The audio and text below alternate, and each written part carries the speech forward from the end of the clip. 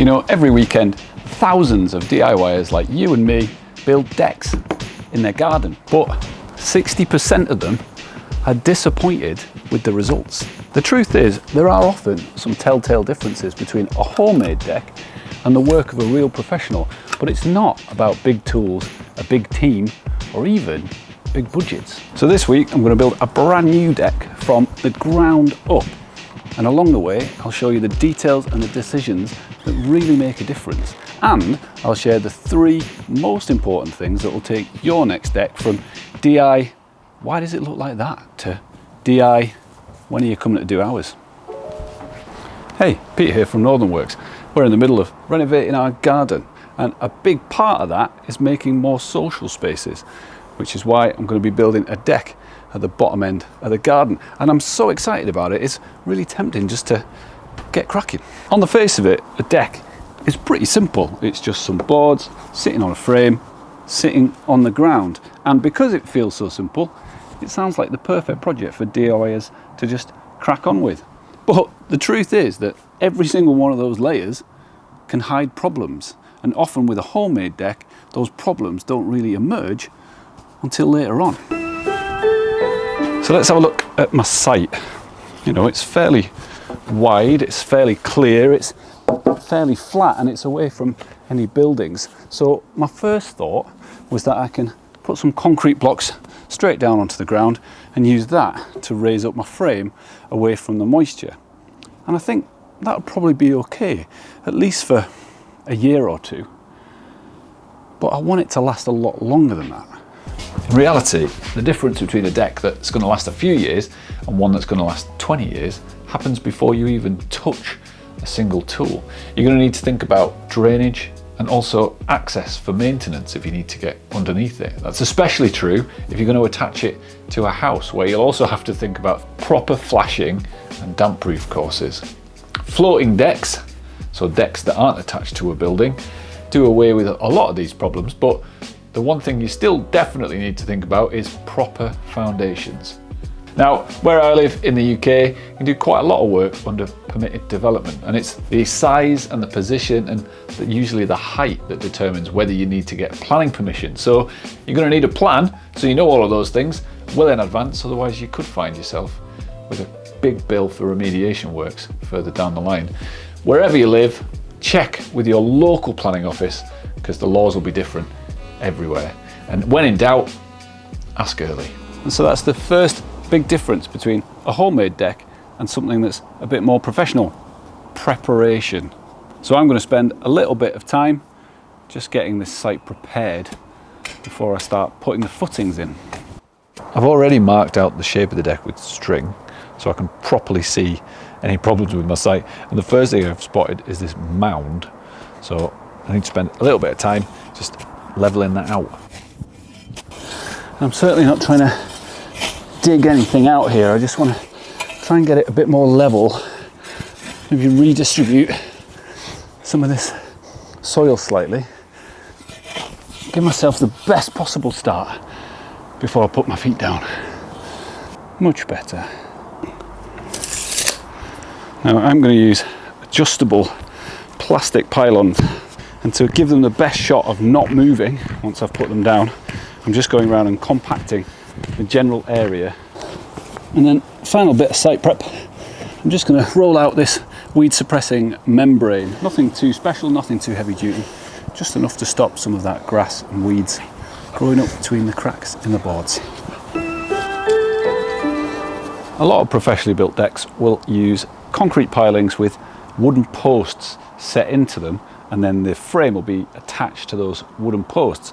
But I don't really like the idea of digging a whole bunch of holes and filling it with concrete. For one thing, it doesn't feel like the easiest of the kind of weekend projects for a DIYer, and I don't really want a whole bunch of concrete permanently in my lawn in case I want to dismantle a deck in the future.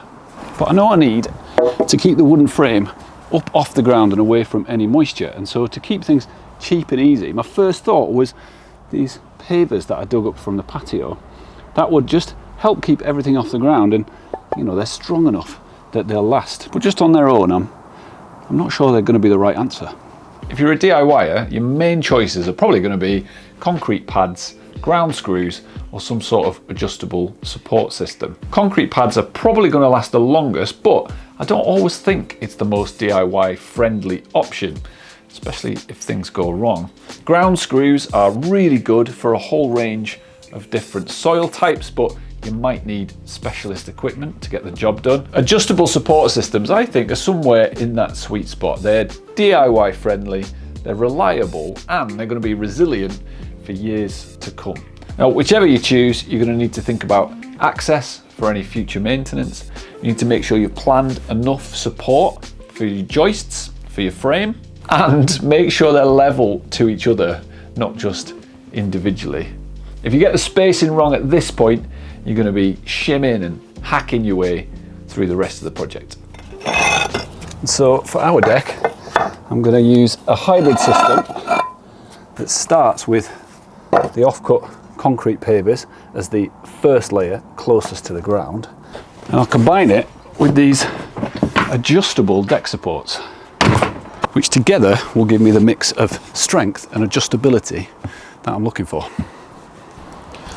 One of the nice things about using a system like this instead of, concrete pilings for a DIYer is that I know that I can move them once the frame is in, and I can adjust things around. So for now, I can just put them in generally the right place. I've marked my center point of the whole deck, so I know how I'm going to lay things out. But I can make adjustments once I've built the frame to then get them in exactly the right place.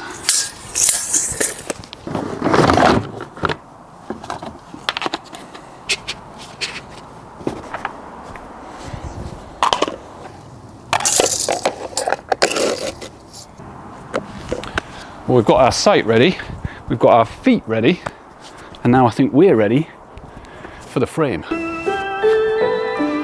And this is the part I've been really excited about. I normally make furniture in a little workshop by the side of our house, and so getting my hands on some wood and bashing together a frame, that makes me feel a lot more comfortable. I mean, I've seen some people using just pallets, just throwing pallets down and then laying their deck boards over that. So how hard can it be? For the frame, make sure you're using structural graded timber, at least C16 rated. It's pressure treated and it's graded properly for load bearing applications in your home. 2x4s can be okay, but if you're building a bigger deck with large spans, or if you're expecting a heavier load, then consider using 2x6s, although that will add to your cost. For your joist spacing, that really depends on the width of your board and the pattern that you're going for on the deck. For wider boards, 400mm spacing is usually okay, but for thinner boards, you want to reduce the space of your joists to avoid a sort of more bouncy feel. And if you're going for a certain pattern, you need to plan that in advance, because that is going to require a different joist pattern, and it might need some extra blocking or extra noggins in between your joists as well. If you're going to add any other structures like a pergola or some kind of sunshade, add those to your frame now and think about where they're going to connect in. The last thing you want to do is end up bodging them on at the end.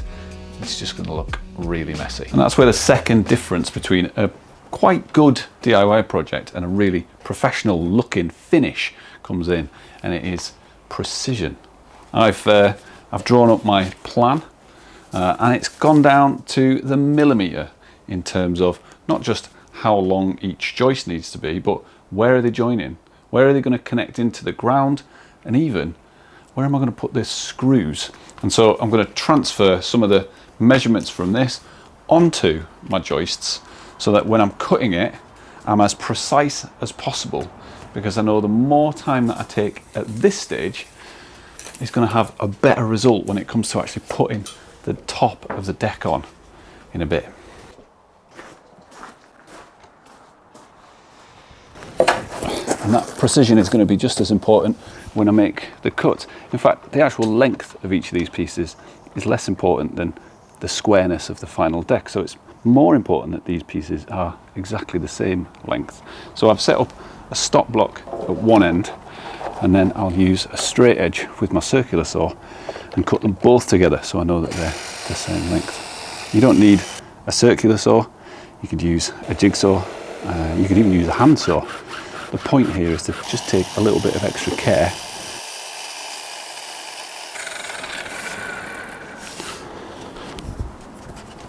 Right, we're ready to start laying this out for framing, and of course I still need to be precise about the order in which I put it all together. If we have a quick look at the plan now, we'll see that something is not right. Turns out you can be as precise as you like with your cutting, but if your maths was wrong in the first place, well, back in a sec.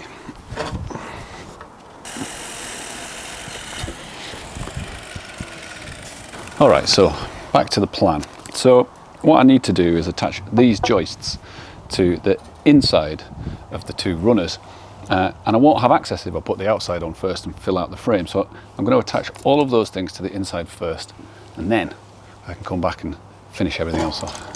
I'm going to build a pergola to go with the deck, and it's going to attach directly in to this inside joist. So I need to leave space for the post to slot in later on.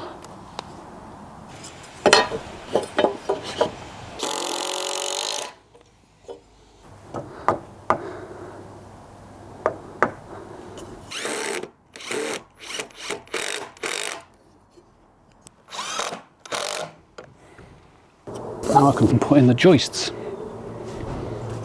At a maximum, these should be 400 millimeters to the center of the joist, but I'm adding this extra one in a little bit closer because I'm going to actually put a bridge over a pond, which is going to be about where you're stood right now. But that's for a future video.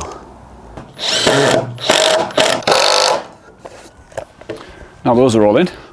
I can get these end pieces on, and then I can get it into position. Now, because I like to make life harder than it needs to be, I'm going to have a visible trim edge all the way around the deck. And that means I need to put the back trim board on while the frame is still light enough to move it into place, because I won't be able to get the screwdriver in behind it. So I'm kind of looking for the worst board, because it'll be never seen by anybody.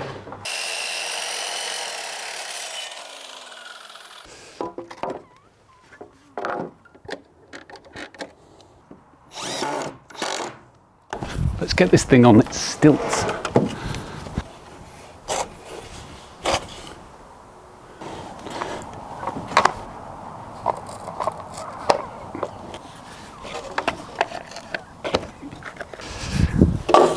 Last things, I can get everything leveled up using the adjustable feet, and then I'm actually going to add some noggins in between some of these joists just for extra strength. Because I'm using 2x4s instead of 2x6s, I think that'll help just get everything a bit stronger.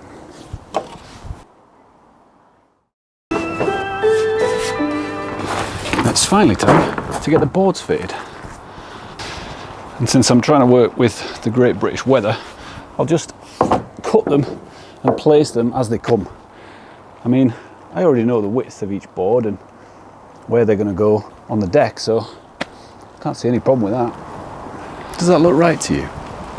Most DIY decks you see have the grooved face up.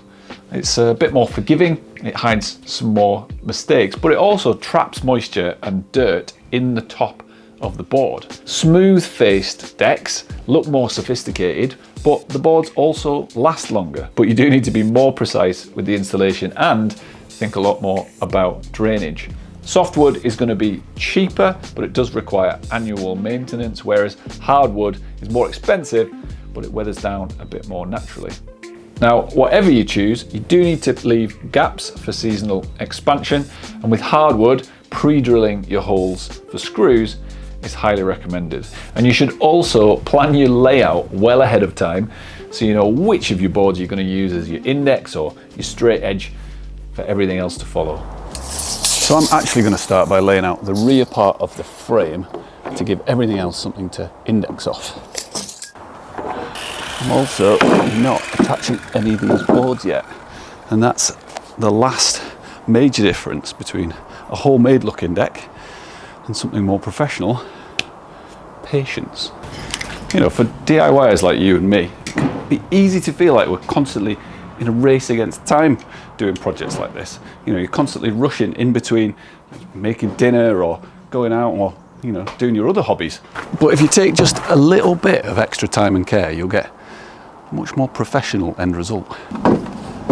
So here are 5 details that I think it's worth taking just that bit of extra time over to end up with something that you're going to be really proud of. First up, board selection. Don't just grab whatever's on the top of the stack and hope for the best. Sort through all of the boards before you lay any of them down. You want the best faces up, and you want the best looking boards wherever they're going to be most visible. I want you to imagine that you're selecting boards to make a dining table. It's exactly the same principle. And where boards have got one good end and one maybe less good end, I'm turning the good end towards the house so that I see the best of the deck as I'm coming out. Secondly, your spacing. Consistent gaps separate professional work from obvious homemade every time. So I'm using the wedge method. I've fixed 2 boards that I know are the right distance apart, and then using these graduated wedges will give me that perfect equal spacing that still leaves room for boards to move as they expand and contract. If you're using random spacing, it just screams amateur. But then so does forcing boards together with no expansion gaps. The key is maintaining that spacing religiously. Every single gap needs to be identical. It'll take you an extra hour, but it really is the difference between a crispy deck and one that just looks rushed. There's a few other words I can think of for doing this in the rain. Punishment, purgatory, absolutely. Third up is your fixings. Professional fixings are permanent, so if you're lazy now, you're going to see it every single time you use your deck. I'm marking a straight pencil line, which I know will then keep the screws perfectly aligned. And these lost head SPAC screws pretty much disappear into the timber grain. That star drive makes it easier for me to remove if I do need to get access down to the frame. 2 screws per board, pre-drilled to prevent splitting if you're using a hardwood. And here's the detail that most people forget. Rub out your pencil lines. Fourth, your edges. Edges are what most people see first and remember the most. I'm cutting all these boards to length with a guide rail on my track saw for perfect straight cuts, but you could just as easily use a circular saw with a straight edge. Then I'm going over everything with a router with a round over bit, which will soften the edges and actually prevent splintering and splitting. And you could also use a plane or just sand those edges. Finally, end grain sealer on every cut end. End grain soaks up moisture and actually rots more quickly than most places on a deck. Just these 3 steps alone will turn even softwood into something that looks like much more expensive decking.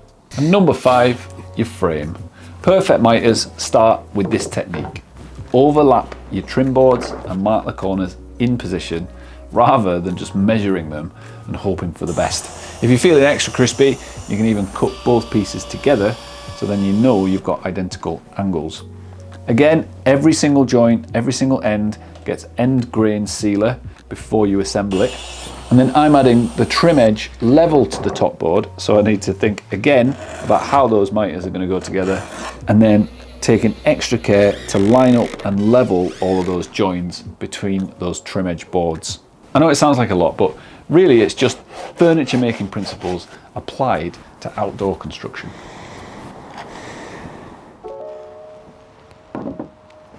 Well, that's it. That's pretty much everything that I know about building a deck in your back garden. And if you've got anything else that I've missed or just some extra tips, then leave them in the comments and everyone can learn something. Now, it is looking a little bit like open mic night at the local pub, but I think that'll change when I add a pergola. You'll have to wait for the next video for that. See you again.